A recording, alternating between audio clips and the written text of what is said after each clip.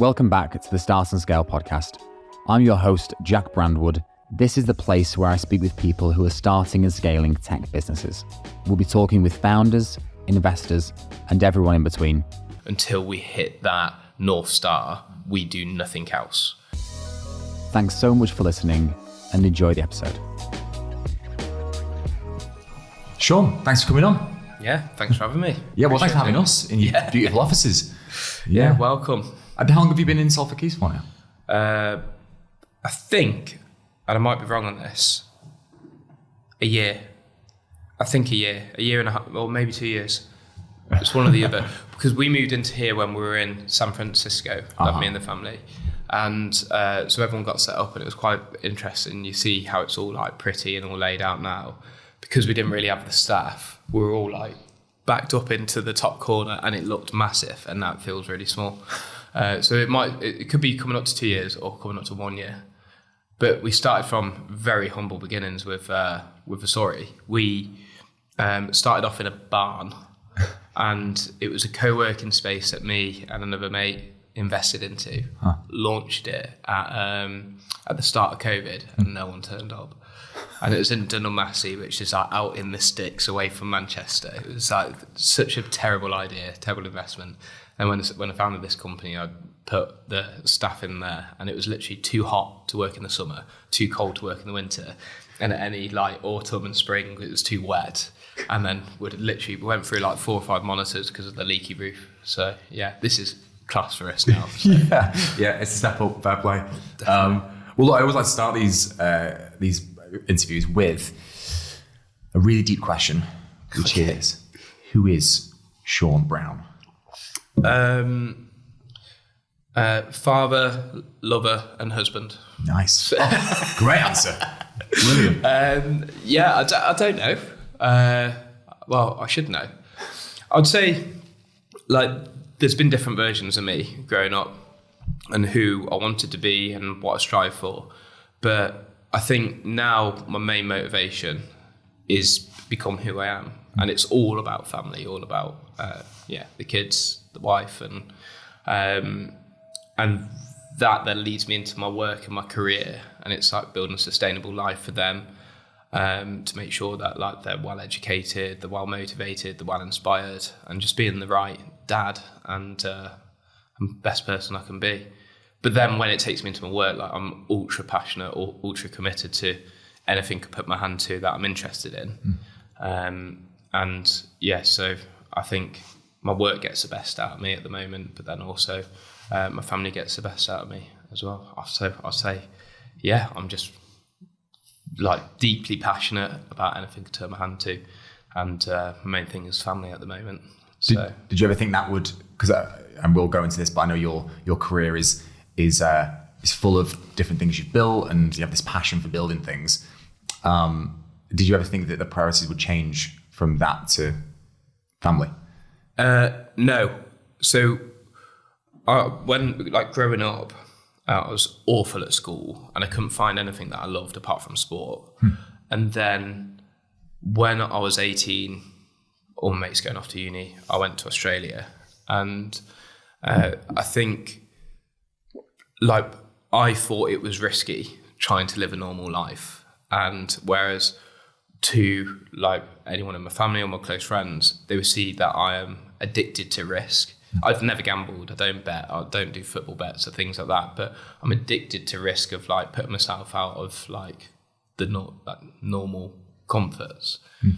And I think that because I've never been stable with my risk, I've never lived in the same house, even with my family now, never lived in the same house for longer than 2 years. And even growing up as a kid, never lived in the same place for longer than 2 years.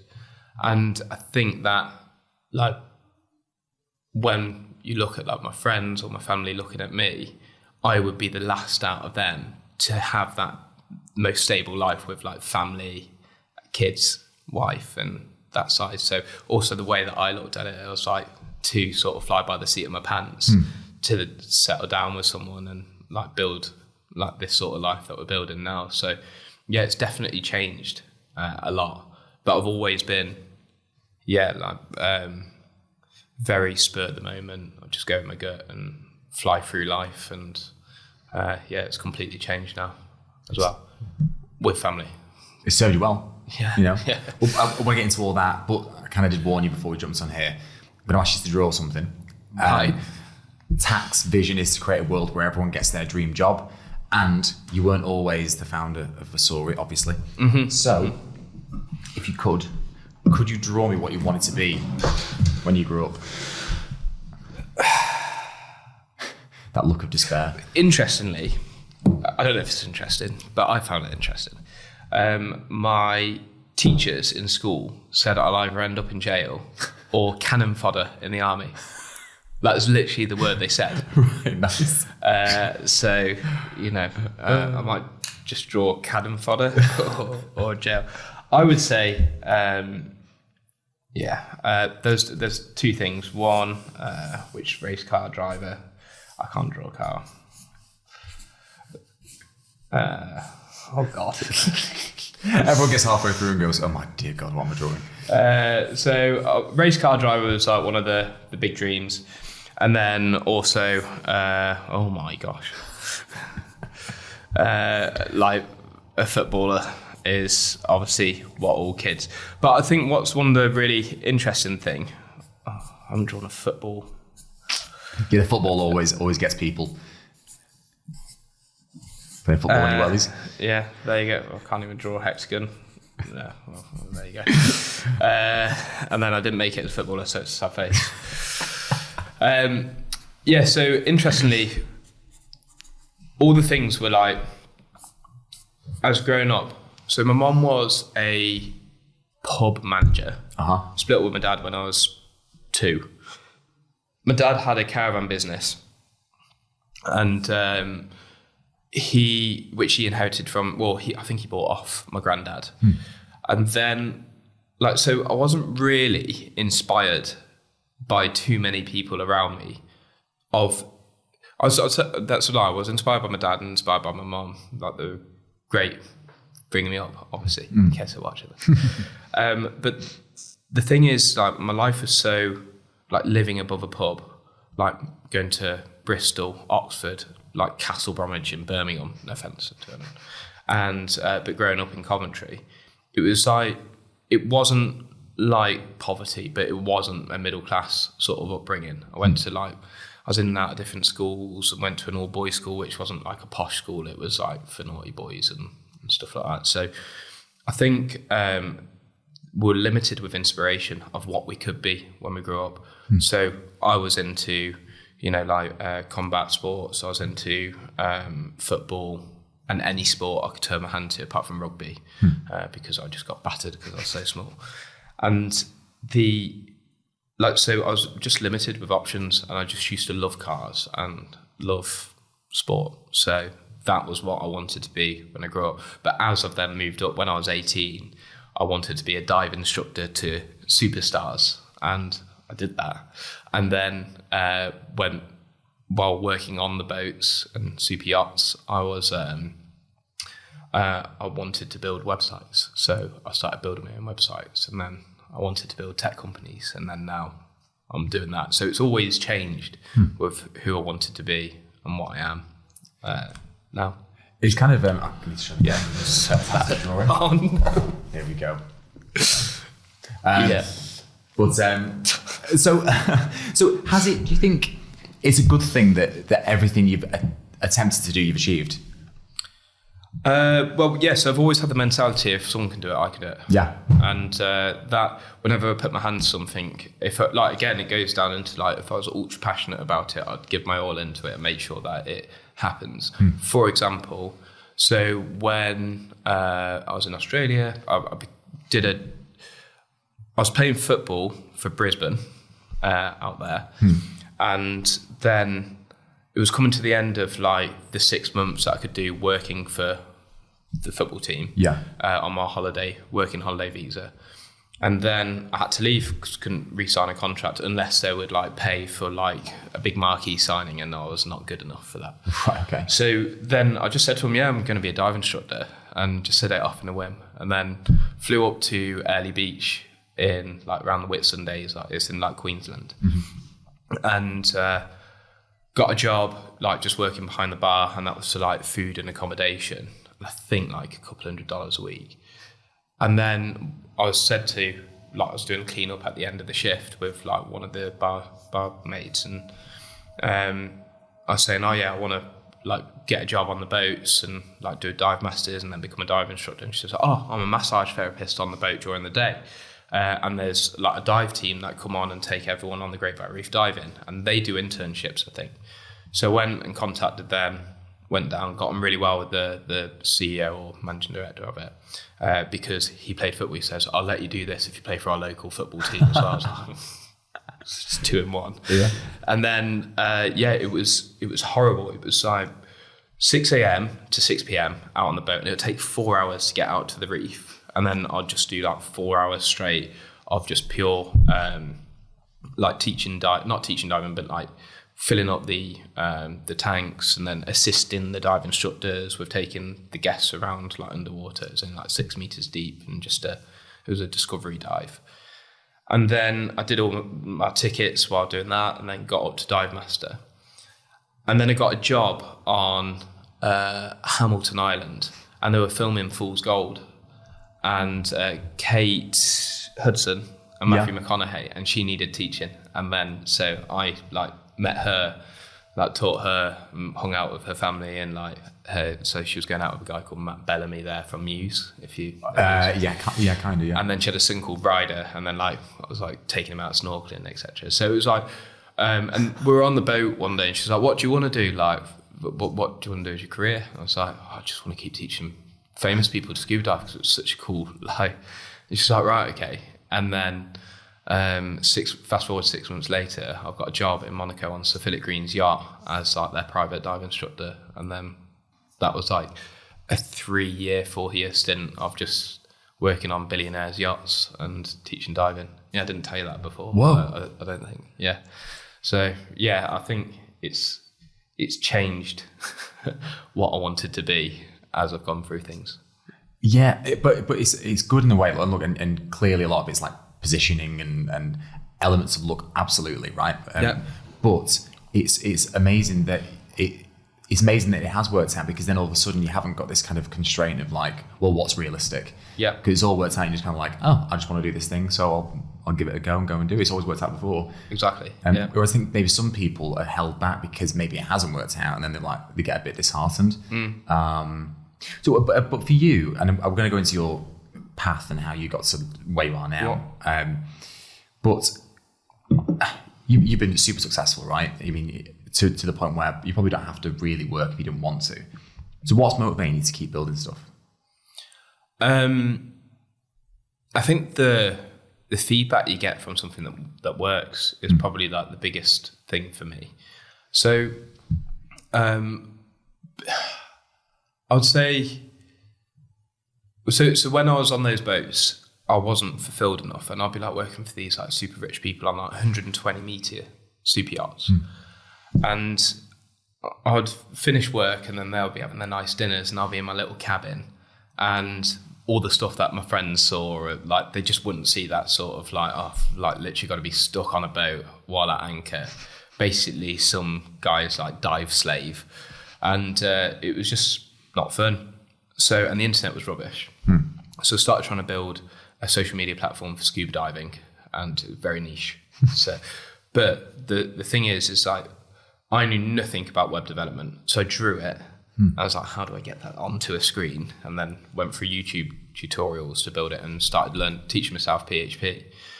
And then when you get into like development problems, it's really fun trying to unwind them. And that's why I can see that our engineers here at Versori are so passionate, because the problems we're working on are so interesting.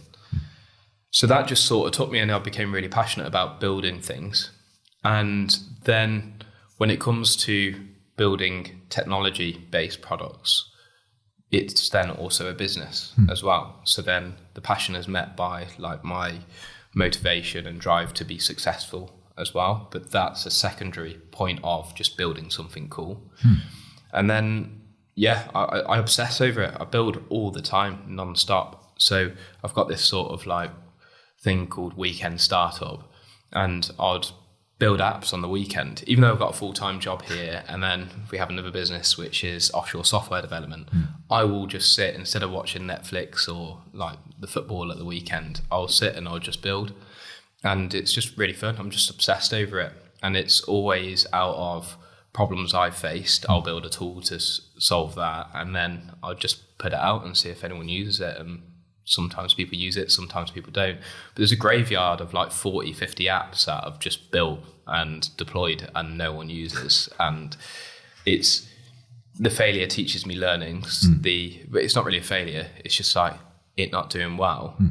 What I've learned out of it is like, what are the hooks that get people to use cool products and things like that. So yeah, I think the feedback you get from building something, either from users or from solving a problem, is very addictive. And then when you can build a business off the back of it as well, is even more fun. Skinning a team, working with new clients, interested in the use cases, is just, again, you can just obsess over it and really dive into it. So it's that motivation to keep on going back for that, which keeps me going and keeps me awake.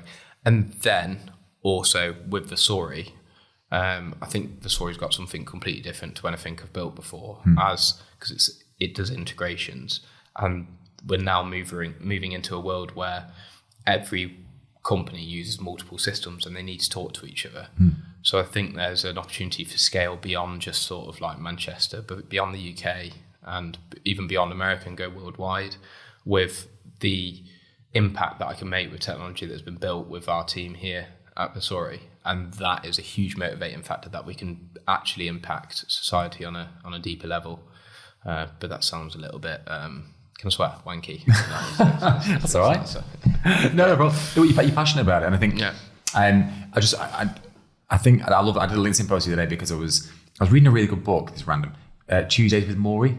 What is it? Tuesdays with Maury. No, I haven't heard that. It's about basically this young guy who had a professor in college who really had an impact on him, but then went away into the world and became really like hardened and cynical, as you do. But then his professor was like the opposite of that, and he ends up reconnecting with him in his later years of life. And then he's, it's like his last thesis is like, that's nice. Yeah, it's good. It makes you realize that you shouldn't take things too seriously, and love prevails over everything, and money doesn't mean everything. But I think the biggest thing that I hate is people who don't enjoy what they do for work. And it must be soul destroying. I have experienced it, but it's been so long since I've experienced it that I think I've kind of forgotten about it. And I think you must just pinch yourself every single day that you're doing something that you genuinely love, and it's also paying well.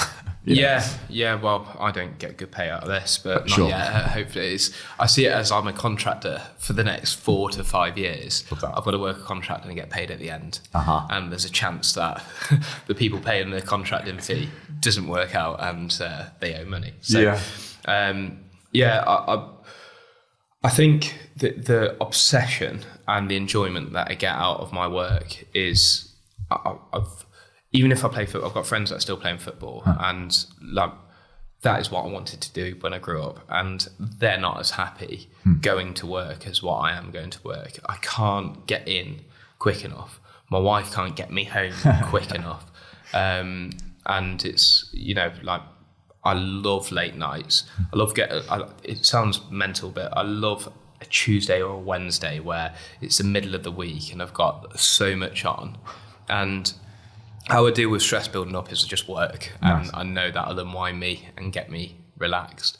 And I say work, it's not a call to arms for constantly hustle. It's, I love doing what I do. It's like, you're a racing driver, you love driving cars.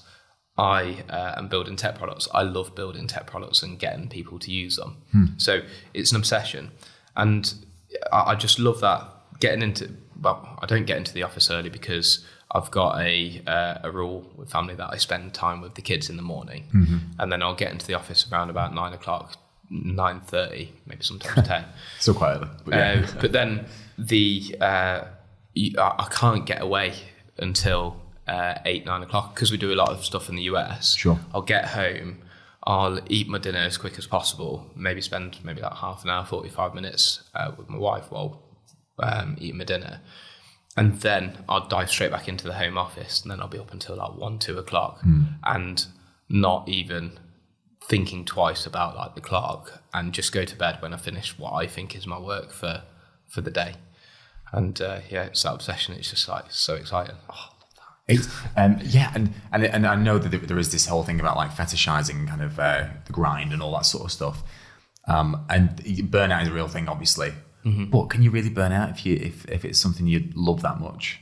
No, I think burnout is something that you do when you don't want it, when you've done too much of something you don't want to do. Yeah. Like it's the same as like if you're in the gym and you're constantly working on the treadmill, you're going to get tired because it's boring. So you're going to stop. You're burnt out of that exercise. So you stop. And then it's quite unlikely that you're going to go and do it again the next day because you've already got that sort of like, didn't like that negative approach to it. So I think it's the same with work as well. And that's why actually when I do interviews with staff, I over-exaggerate. I'm telling my secrets. I over-exaggerate to people saying, I just want you to be absolutely clear of the company culture that you're coming into. You're going to be working a minimum 15 hours a day. You need to be ultra committed to your craft and what you're doing, and you'll be part of a company that has that ability to go onto it.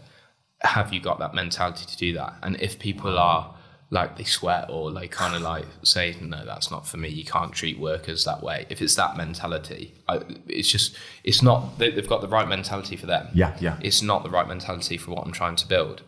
So if someone comes in expecting that they're going to be working non-stop, it needs to be coming from the inside. It needs to be intrinsic motivation for them to want to give everything they've got to their craft. And if I don't see that in that interview, they won't. There's just no space for them here, which is why it took us ages to hire great engineers. And every now and then there'll be people working 15 hours, but not like no one. I ask you to go around the office and speak to people. No one feels overworked because they're not worked from a dictatorial sort of position. They're worked from their own motivations that they want to achieve as well. So I wanted to surround myself in people that have similar sort of mentality with work. It's not actually the word work. It's about obsessing about their craft and what they love doing day to day. So yeah, I think it's rare to find people like that, especially that want to be employed, because people that are like that normally want to build on their own, or build something with their own team.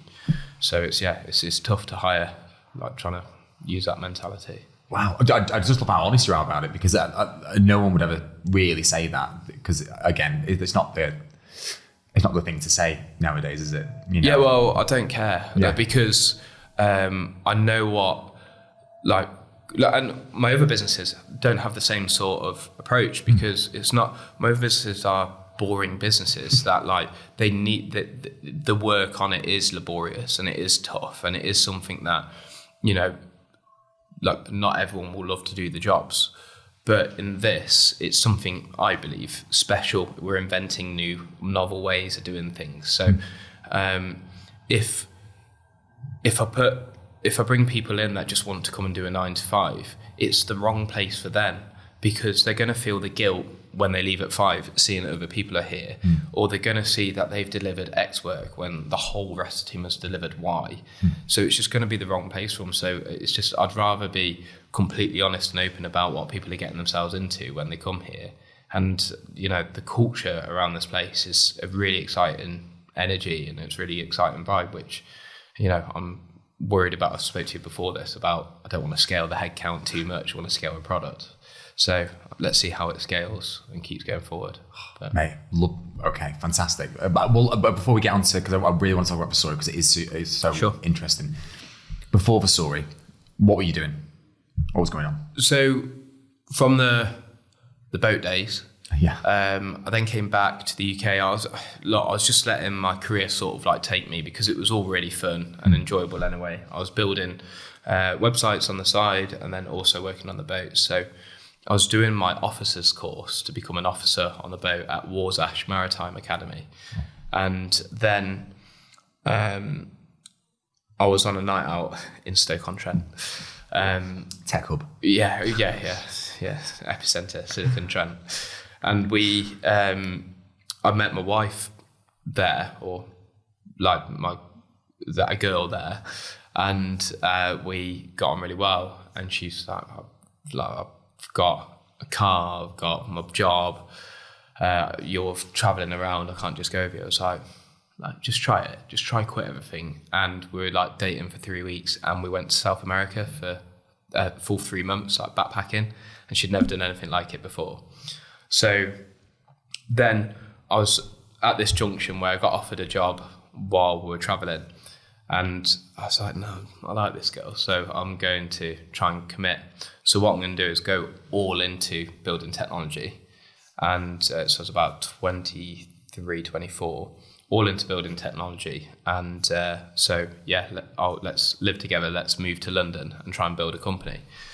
So moved to London. It was very expensive, and pretty much spent all the money I made from the boats at that point, and got a shared apartment with a Kenyan, a Russian, and a Nigerian. And then we had this like partition room, which was the lounge, and it was horrible. And we lived there paying £900 a month for a fourth makeshift room near Canary Wharf. So then I was trying to build a social media agency. That didn't really go down too well. Then needed a job, and got a job as head of digital for the Super Yacht Group, which was the media publisher for the super yacht industry.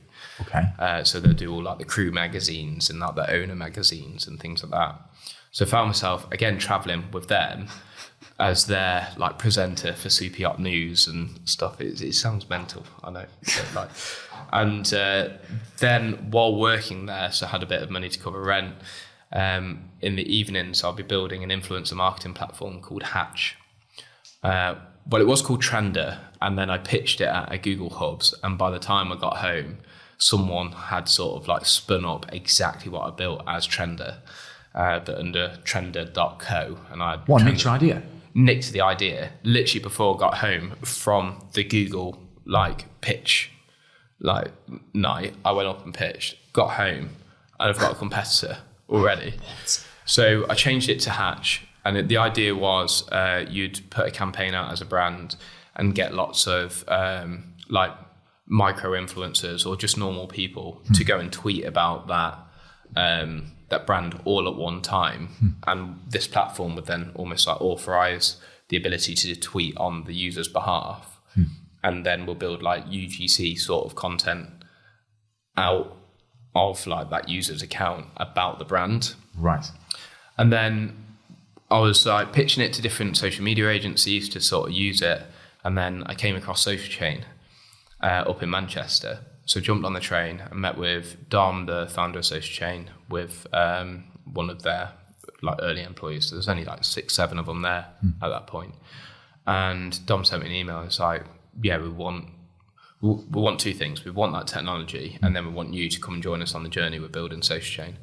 So I was like, what's the cash? And then we spoke about that. And then came up, met with Steve, who was the founder of it at that point. And then it all worked out. Moved up to Manchester with my wife and started building Social Chain with those boys. And that had quite a successful backstory with it. But I was like head of product, so I went into building all of the e-commerce sort of like function of the business. And because they had big reach on social media channels and they weren't capitalizing it off their own sales, they were just advertising for other brands. So I built some sub-brands within the company, like e-commerce brands to go out. And then, they had a successful IPO and exit onto the German stock market. And at that time, I saw a big issue around drop shipping because we were trying to drop ship products with a social media agency. But we just had reach. So I didn't want to be a distribution company and a warehousing company. So we were doing a lot of drop shipping through a Shopify site. And I found that it was really hard and laborious sourcing products, adding that stock, getting updated stock inventories, etc. And then also assets like product information, imagery, etc. So in my own time, I started building a e-commerce marketplace platform called Mercato, and that turned into something like quite good. We got 3,000, 4,000 sign-ups straight away just on launch of people wanting to set up their own e-commerce store just in a few clicks, and then populate it with lots of products, and it would automatically sell and fulfill for themselves. But they were all like bedroom entrepreneurs. They weren't actually good at marketing and weren't actually good at bringing in revenue. So I made no money from supporting like 4,000 signups and sellers. So then one of the suppliers into the platform, they did like cannabis paraphernalia and stuff. Oh.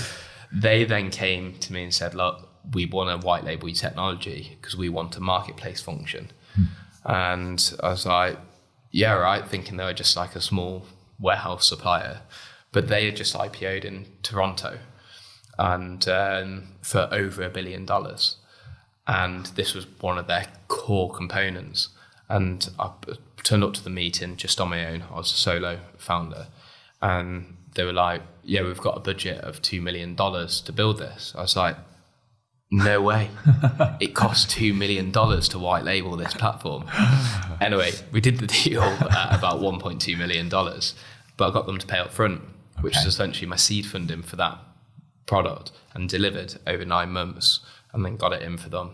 Then we went on to signing Pretty Little Thing and working with Levi's over in the States, and it just started really growing. And the team grew up to around about 45, 50 people at the peak. And but the problem with that was we'd implement the software and then long tail would have to do integrations into all their other systems, and that was taking such a long time. So there's a deeper story that might be an extended version of the podcast, but I got involved into business with a pretty bad person who's now in prison, and I just didn't like being in that business with him. He wasn't in prison at the time, and nothing was out about what he was in prison for at the time. Had an MBE, had a big company in technology, so I thought it was the right thing to do. And yeah, it just sort of decimated the potential growth. Every time we'd have venture capitalists come in wanting to back the company to go on to the next stage, we were doing more revenue than a company that raised 320 million. That was our competitor. And our growth was much higher as well. So, and he just kept turning down venture capital offers and blocking everything, and it was just a really toxic place. And the team weren't happy because we were constantly delivering last minute for clients and things like that. So it wasn't scaling through product in the way that I thought it would. So, but it was a successful few years, successful outcome of that. But I wanted to work on like the bigger problem, which was integrations and Versori. So that's sort of my route. Wow. Into it. And that's how you came up with the idea for Versori off the back of the issues you had with Mercato? Yeah, we looked around for integration platforms to help us do integrations and not cut corners, but deliver quicker on integrations for our customers. But because custom integrations they've got so many different variables, so many different edge cases, there was no single platform that can handle all of our requirements. So it was quite limiting. So then when I looked at the market, I found that all other integration platforms first build pre-built connector libraries. So Zapier is a good example. If you want to integrate Google Sheets to MailChimp, like there's set endpoints that you can integrate with and build your workflow.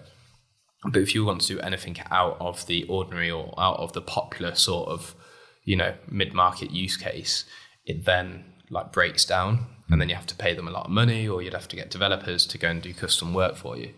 And when I looked into it, the market of custom integrations was 352 billion in 2022. I was like, this is like a huge market.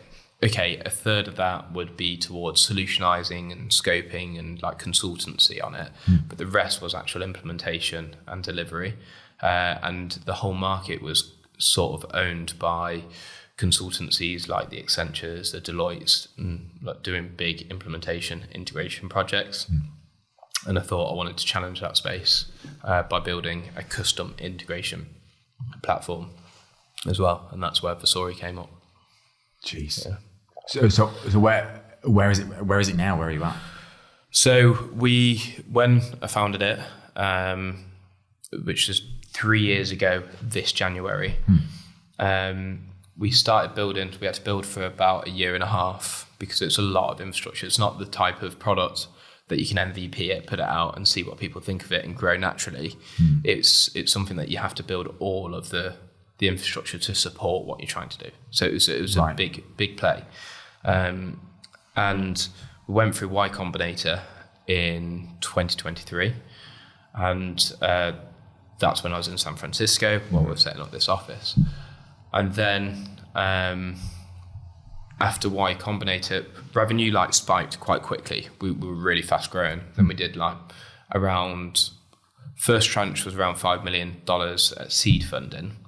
And then we took a seed extension of another $5.5 million. So in total, our seed was $10.5 million. But then revenue sort of plateaued a little bit.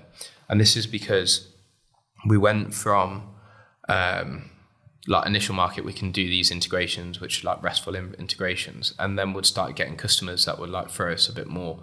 We'll see new edge cases that we hadn't handled before, and we're constantly covering edge cases. And the integration steps, the steps per integration we were doing for clients started off at around about 10 steps of automation. But now the average is around about 80, 90.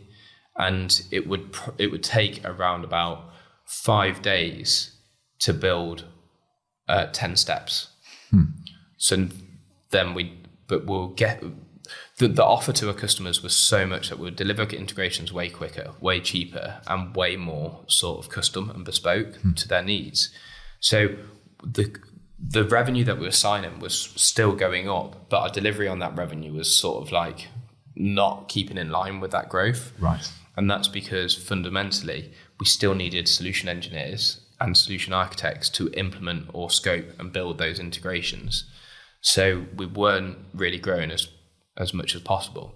Now our investors are you've got all this contracted annual recurring revenue, which again puts us up into one of the highest growth seed companies with committed ARR. Yeah. But then live ARR, we were still up a tier with growth, but not where we knew we should be.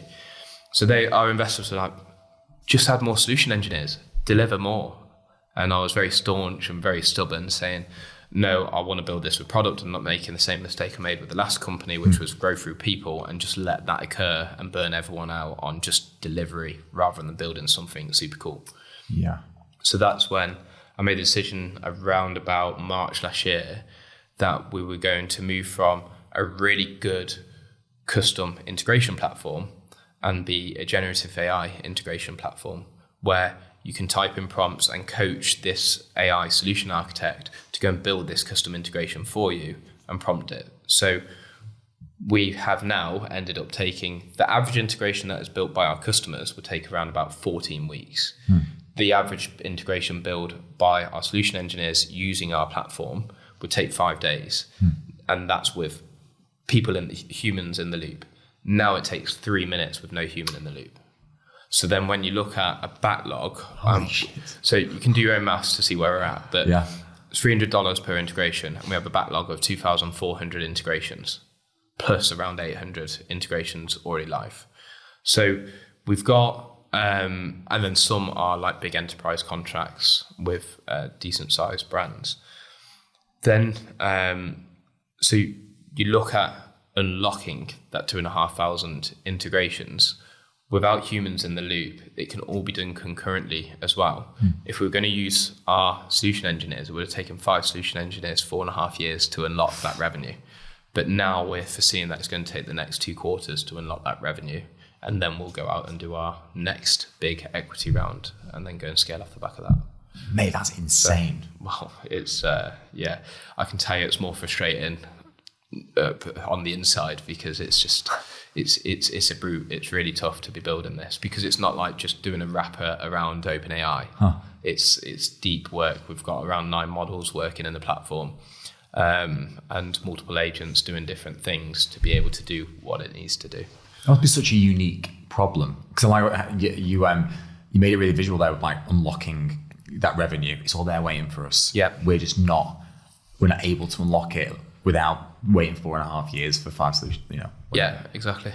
That's mad. Are there any of the businesses that you've spoken with who have had a similar issue or well, not many, I assume? Yeah, so when I talk to our investors about it, it's called deployment efficiency. Is how quick, so you sign the revenue, how quick can you deploy that revenue and get it to live? And there's a lot of the more enterprisey sort of mid-market plays where they've got a really valuable product, but it's quite nuanced in the implementation. How quick can you implement it to unlock that? How can you increase the deployment efficiency to make sure that you can unlock that revenue a lot quicker and then get onto your scaling? And there are a lot of companies stuck in deployment efficiency, certainly at around our stage. But as soon as you figure it out, then it's wildfire. And we've got a North Star target, which is 10 integrations, self-built and live without human intervention per day for 5 days running, and then I'll throw all the cash that's in the bank at go to market and scale on that. We're doing around about 2 or 3 at the moment as well, and that's not because we haven't got the pipelines, because we're finding issues that we're trying to resolve to help that scale be a lot cleaner and smoother. So yeah. So these bigger clients you spoke about, again, Versori hasn't been around that long. How have you won these bigger accounts? So, okay, I can't say the name because we haven't got through their media team yet, but it is the largest retailer in the world by revenue. So it's just Google it. And they had a problem where they were trying to connect sellers on another retailer marketplace into their retailer marketplace. And the problem that they have is there's product data in the format of one marketplace, and their format of data is completely different. So you need to transform this data. And this is a really big issue and really tough to overcome. So there's 12,000 product types on one side, 8,000 on the other side. And so imagine this sort of data transformation and mapping of data is you have a children's roulette wheel. When it's in children's toys, but the title is called roulette wheel. When you move that into a category of something else, if a human is just looking at the top line data that says product title, roulette wheel, you put it into gambling accessories, but you can't put a child's roulette wheel into gambling accessories because it's a toy. So this is something that AI gets wrong. It's something that humans get wrong. And then inside that, you've got all the product attributes. Just think of a TV compared to a cup. A cup that sits under homeware and the TV sits under electricals. But a TV then has all of the sub-information like the TV technology, the screen size, the power outlet, and all of the operating system, all the different attributes to that. And then a cup is size, material, color. How do you then map the category and then also map all the attributes? It's a really big problem. So we know this is a problem because of my previous startup, and also we've worked with a couple of retailers to date. Then when we were at a show in New York, it's called an NRF in New York last year, our US country manager grabbed a guy because he saw the name badge and the retailer name, grabbed him and said, "You need to see what we're doing for Macy's," another company we were working with at the time. And he was like, "Okay, done." So he called me and says, "Sean, you've got to get down here now. I've got a coffee with this VP at this company." I was like, so legged it down. And then, so we met, had a conversation, and then it accelerated into the team of what they needed. And for such a big company, we went to POC straight away and went into procurement. Then went into live. Now, during that procurement window, so their technology hub is based in Sunnyvale, California, so just underneath San Francisco. And I was here in the UK. We spoke to them the night before, about 5 p.m. here. And they said, "Yeah, we're having a workshop to talk about Versori tomorrow, and then we're going to do a sign-off whether we go live or not." I was like, "Right, okay." And he says, "If you've got anyone in the region, tell them to pop in with a 4-hour workshop, and we'll discuss it with them. It will really be beneficial if one of you are there." I was like, "No way." I'm in San Francisco tomorrow. I'll pop down.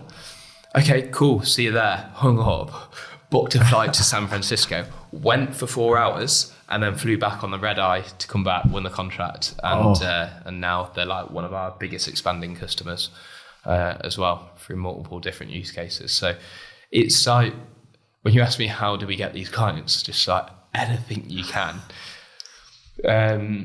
There's lots of different tactics, but cold email is probably a good reach for like the mid-market or lower SMBs that we work with, but it's more being very tactical, account-based sort of approach and being very specific with your outbound, and also luck helps sometimes. Okay, that's an awesome story. How much did you guys celebrate when it was like tick the box, we're good to go? I actually didn't. We didn't celebrate that. I don't think we.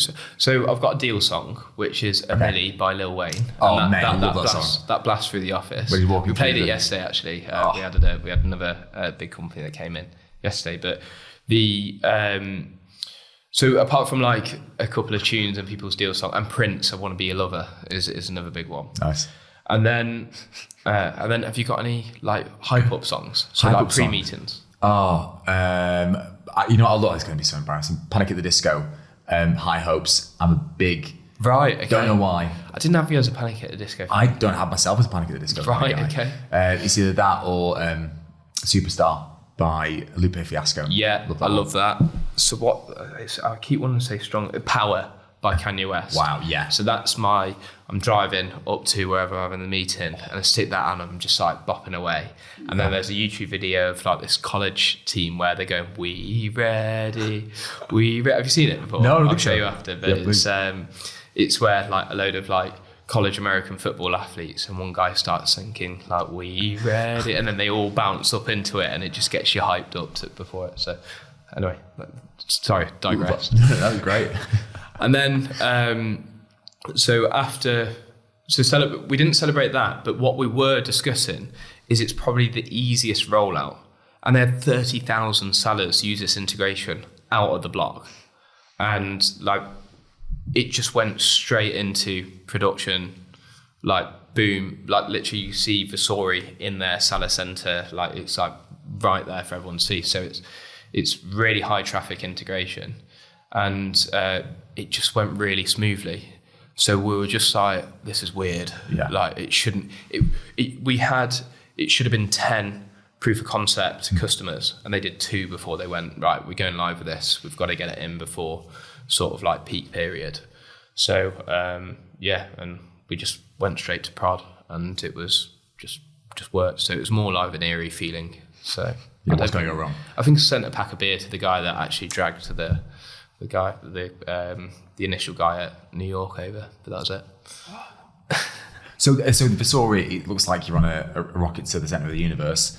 What is I know you've got the goal for 10 builds done by using the AI integration function. I'm definitely butchered that. Yeah. What's the kind of like 2-year, 3-year, 4-year goal? Have you got something in mind that you want to hit?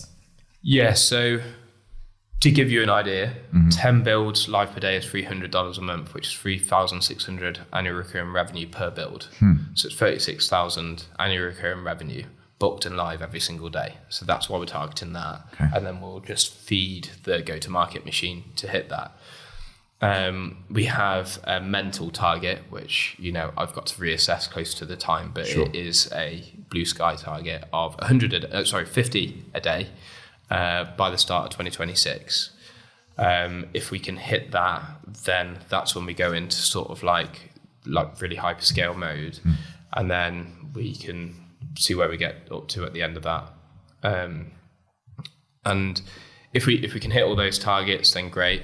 If we can't, and like I've literally just did this in my board pack, which is until we hit that North Star, we do nothing else. So I'm singularly focused on hitting that North Star. There's no noise around. If it's manually implementing customer integrations, great, we have a team for that, but I don't work on it.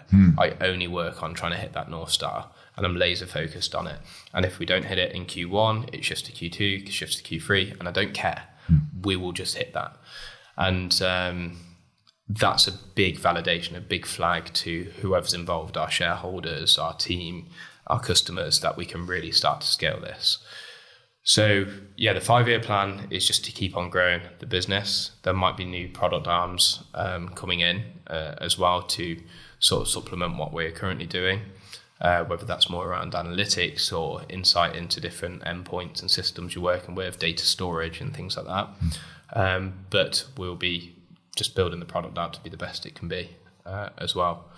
Yeah, I don't know where the team's going to be at by then, because as I said, my favorite metric is revenue per employee. And the higher that is, you've got a great viral product, which is my belief. And if we can scale the revenue and scale the brand without having to scale the team in line with that, then I'd feel quite like it's been a success at that time. But if I have to scale people to scale the company, I've done it the wrong way. So yeah, I can't give you an exact figure. I'm not really thinking that far ahead. I'm just thinking ahead to this North Star, and that's it. I'll build a new North Star after it, but it'll probably be the 50 is the next North Star. And what can I do to unlock that? You've obviously where you are right now is fantastic. Like, it's incredible. You must be so proud of yourself, and just like, I don't know, just like you said, there must be pinch me moments every day that you're like, shit, how has this happened? Would you have done anything different leading up to this, do you think? So I've got a really big interest in physics and engineering. I wish I did a bit more with the sciences at school. I think I've got the mindset to be able to understand it. Like I can do maths really well, but I think I got a D in maths. But so I didn't find enough in my education that inspired me to commit to education in that way. Everything's been learned after, but self-taught. And I wish I found like good mentors or good teachers to educate me on that a bit better. So I might have accelerated my passions or my interests a bit more. I don't care about accelerating knowledge. I care about, could I have found this a little bit earlier in my career? So it's not regret. It's just sort of like potentially something that I wish someone inspired me enough to lean in more to what I'm doing now earlier on. A big regret is not keeping on top of my fitness for this period of building.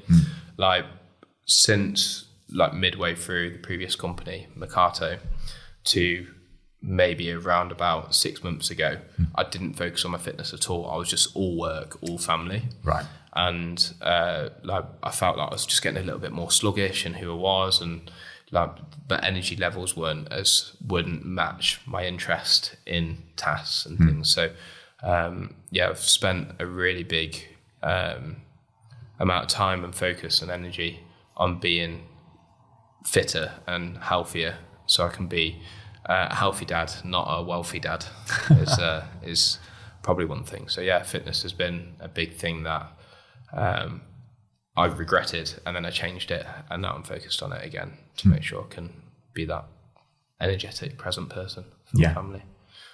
I might have asked this question, but I'm obsessed with questions in the right career, clearly. And one I've been obsessed with recently is like, what's the most important skill you can have, right? Asking you now, and I can't remember if I asked you this or not, but what do you think is the most important skill that you can have? Common sense. It is wildly frustrating. The irony that I'm talking about a good skill and I can't even speak English. No, I think so. Common sense it's so interpretive of what it could be and what it could mean. But for me, there's two ways how people can learn, and it's either you absorb it, or you get to the root and the fundamentals of understanding of it, and then you build up your knowledge. So you either passively absorb all knowledge, or you can build up from a key understanding of it. And I'm the latter, and my unfair expectations of everyone else is, surely that's the way that they should learn, is how do you not deeply understand the baseline and then build up from that?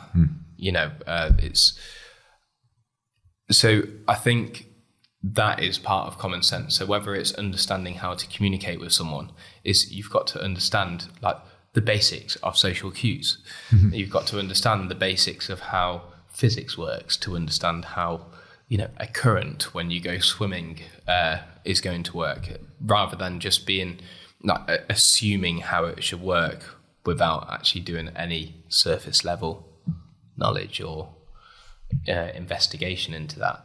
And I think that all comes from common sense, is just like actually being calm and smart about actually learning about how things should happen. And then my second thing that I'd say is one of the best skills. So common sense is like, I wouldn't say it's a skill, it's just a thing that people should have. And then the best skills, people skills.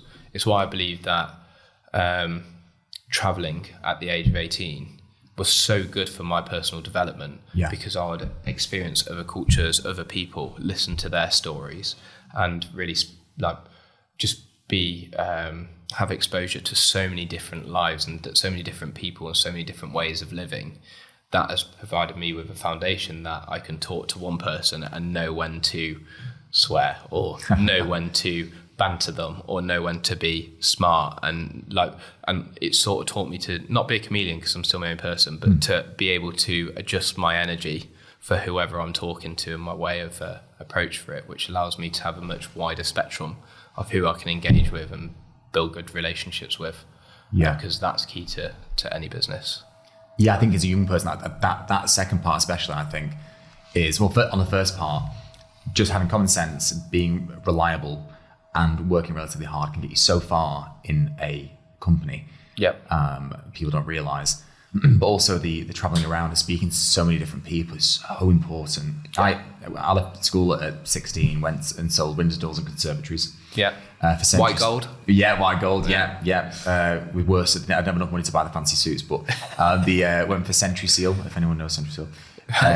They were like spin off of Storm Seal. Anyway. And then sold gas and electric, I sold conference tickets, I worked in a building site, because all the family builders, and I worked on Bury and Bolton Market selling meat. And I went traveling, I lived in Israel and went to Jordan, and I did all these things. And then, the Salt Lakes in Jordan. So yes, and I think you're right. It's that you can't replicate that experience, speaking to so many different people, having to just muddle your way through originally at a young age, and then you figure it out when you're older. Then you're speaking to people, and it's just natural the way you speak to people. Exactly. And I found, so I've got cousins that one's doing I think he's doing a PhD at the moment, and he's doing it up in Manchester in physics. And we've got a PhD physics, a doctorate in the office. And he's an engineer for us. And I said, look, mate, just pop in and come in 4 till 6 every night, just be absorbed around the team, spend some time.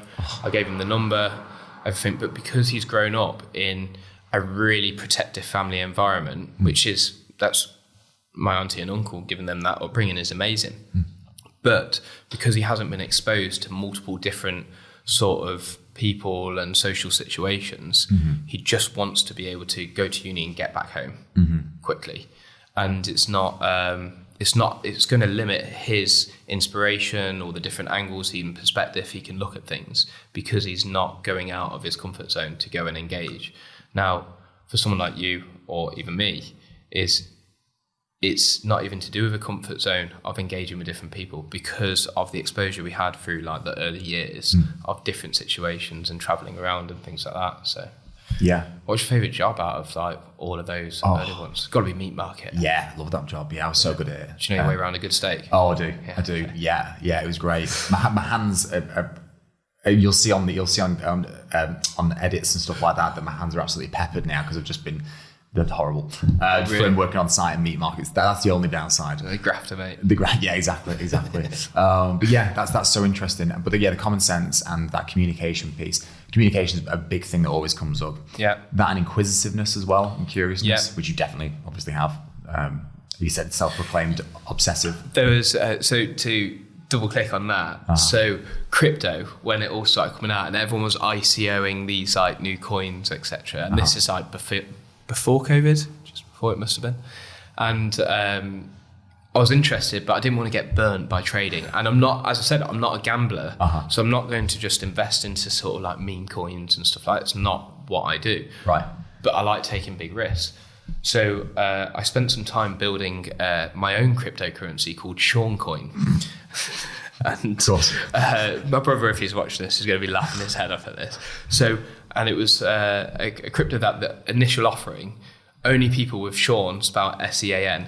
What's your, is you same spelling? Yes. So you would be able to subscribe to this coin first, and if your name is Sean, and we had this whole group of Seans on Facebook. And then anyone with SHAUN or SHAWN was then allowed in the secondary. Brilliant. And then anyone like beyond that, like Shauna or Sean, and like would be able to get the third.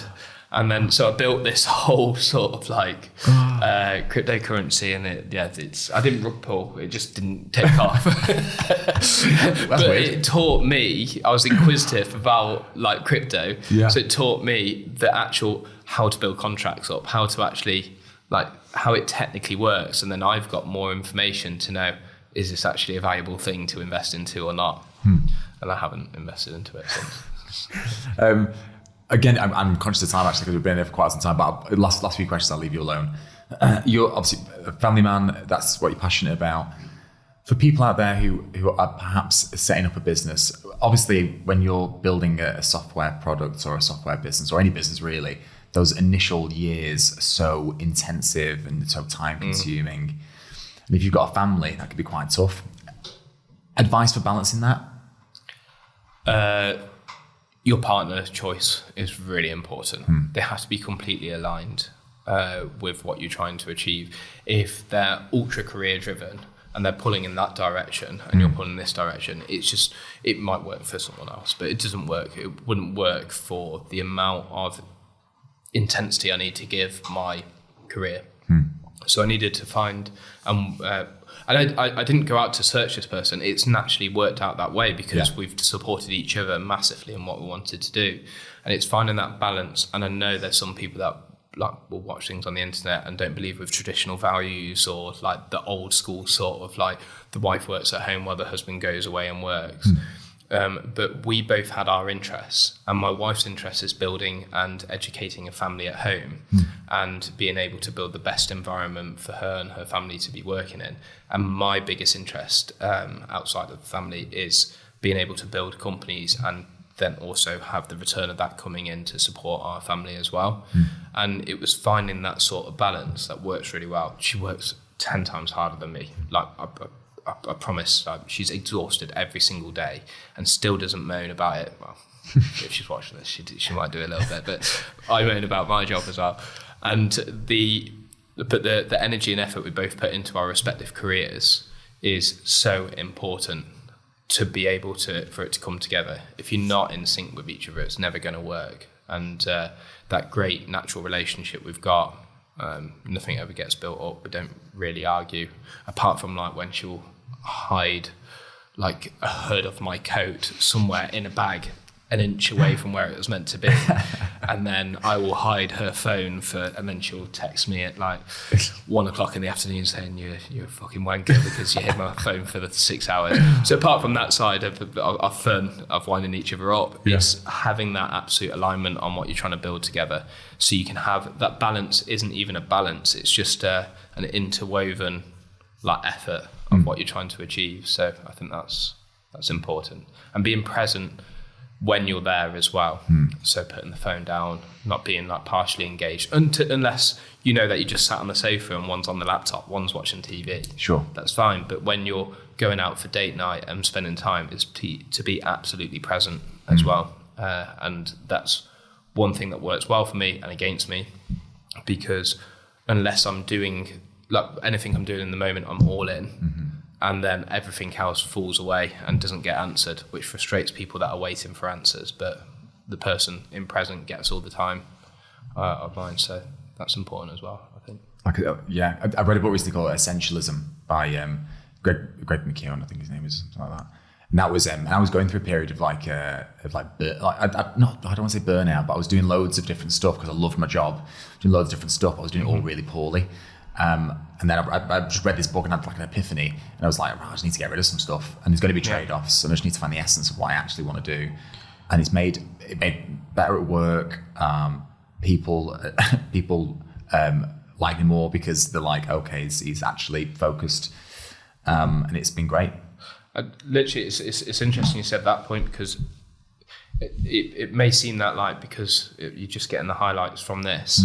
I've got I'm good friends with the CEO of the fragrance shop, Sanjay, and we were just catching up the other day, and I said, he says, how you doing? He says, well, a bit bogged down at the moment with too many projects on, so tired every day.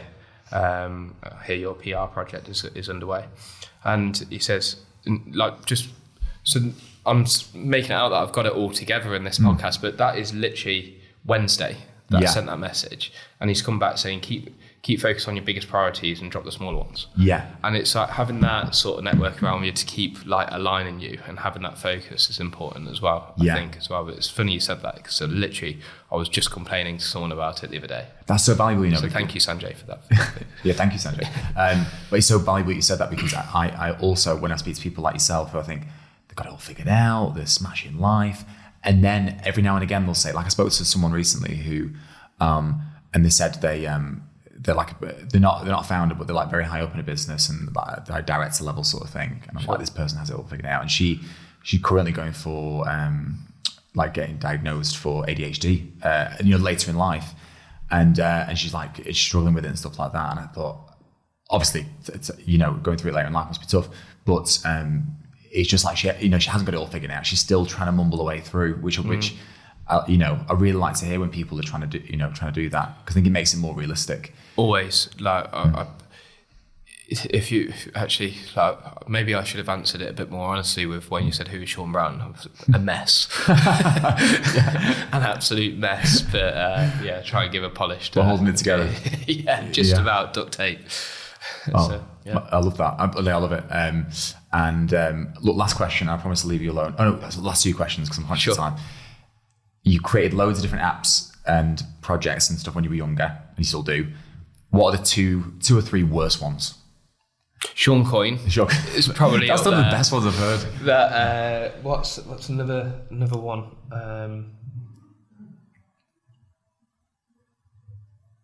I think so. There's one recent one. I don't know whether it's going to be good, but it's very wild for me. So. This weekend, my wife said to me, the council are dropping bins down from 2 weeks to 3 weeks. Okay. I was like, are you joking? We have to get a skip every other month just to sort of fill up our overflow. How can they go down to 3 weeks? So I stayed up until like 2 a.m. on a Saturday night. I'm normally try and get to bed for about 10 on the weekend. And then, so I stayed up and then sent my wife a link, and it was, so I'd already booked a view to get this big garbage truck, and then built a whole website and a whole platform for pink bins. And I'd already put an order in for initial pink bins, not wheelie bins. And then I built the platform which would allow someone to sign up, pay their deposit for a wheelie bin, and then set their collection date of Monday, Wednesday, and Friday. And then in the driver app, which I built the driver app, which it would take all the postcodes and then build like a smart route for that truck to follow on that given day. Already text my stepdads and says, hey, do you want to leave your job and come and be a bin collector? And he was like, sounds good, yeah. And then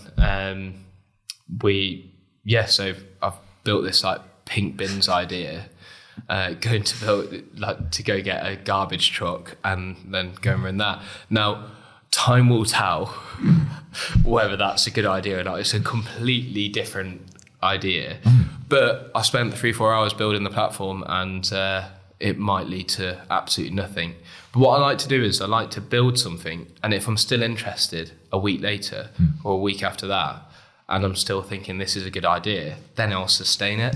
But if I'm just not interested and there's no passion behind it, that tells me whether anyone else will care about the product as well. Yeah. But yeah, I definitely need my bins picked up. So if someone wants to steal that idea, I've got the code and come have it off me for free. That's mad. Brilliant. Okay, and then last question. I always like to end it on this. Any advice for people who are trying to build something right now? What would you tell them?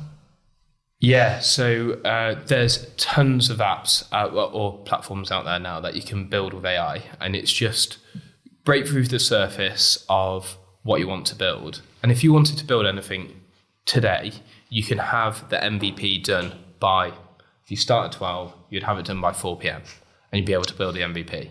And if anyone is watching, reach out to me and I'll show them sort of like my approach to doing it, and or show you, and you can share it in a piece of content. Please. But you can build platforms like that now. So if you want to get an MVP out and test a market and just start charging for something, it's very quick to build things nowadays. So just build it. Don't think about the name. Don't think about anything else. For example, I know you want to go, but no. I keep reading, like I use ChatGPT to create a story for my son every night. And then I create like a custom story, get like DALL-E to create some images and of Daddy, and Archie's a superhero, who's my boy. And then I read him that story. And then I was like, this should be an app. So I built an app 2 weekends ago, which is called Bedtime Story Generator. I haven't got a name. So if anyone's got any names, come up with it. And essentially you type in the kid's name, then who's reading the story, mommy or daddy, and then you select your superhero. So I've only done it for superheroes at the moment, so Iron Man. And then you can either choose like a 3-minute story or a 6-minute story. Click generate. That goes off to ChatGPT to generate the story, takes that story, sends it to 11 Labs, which generates the narration for that story. Then it goes off to an API to get images generated for that story. Then it compiles it all into a video. And then I just need to press the video, and it's a full custom YouTube video kind of thing for the story about my son, me, and another superhero doing something. And I've built that, and I'm just testing it on ourselves. We use it every night, and I'm just going to try and launch that. But it's a problem. Yeah. I can build a solution, and I know the tools that I can use to go and build and write the code of it quite quickly. And I've literally got the MVP, which I'm using myself every day. Whether I launch it or not, I don't care, but it's solving my problem at the moment. And it's like you just traditionally, if you were to do something like that, like 20 years ago, you have to hire someone to read it or whatever it would be. You'd have to pay like an illustrator. You'd have to, but every single part of every single process. You wouldn't have been able to do it. It just, that's why it doesn't exist. But then, like my other business, Gitwork, which is offshore software development, I'm petrified for that, because that whole sort of business is built on reselling developers from our team in Pakistan.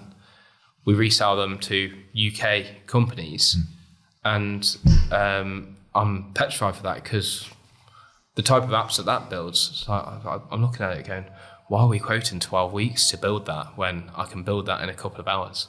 So it's getting a bit more scary. So we're going to have to adapt to that business model to support it. And do you think if a business isn't somehow using AI right now, they really should? It depends what it is. Like bin collection uses AI to do a smart like route.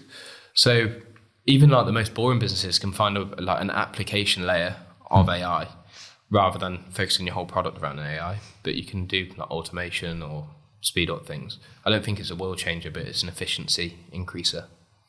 Wow. So cool. Yeah. Right, I'll let you go, I promise. And it's been so amazing speaking to you. I wasn't expecting anything less. I don't even know how long we've been in here, but I know it's way over the time, and Sean's going to kill me for keeping you in here for so long. But yeah, your story's amazing. Versori is smashing it, and can't wait to see where you're at in 6 to 12 months. Thank you very much. Really appreciate your time. It's been fun. Cheers. And that's it for this week's episode. Thanks so much for listening, and I really hope you enjoyed it. Anything we talked about will be linked in the show notes. And if you haven't already, don't forget to subscribe wherever you listen to your podcasts. And we'll catch you on the next one.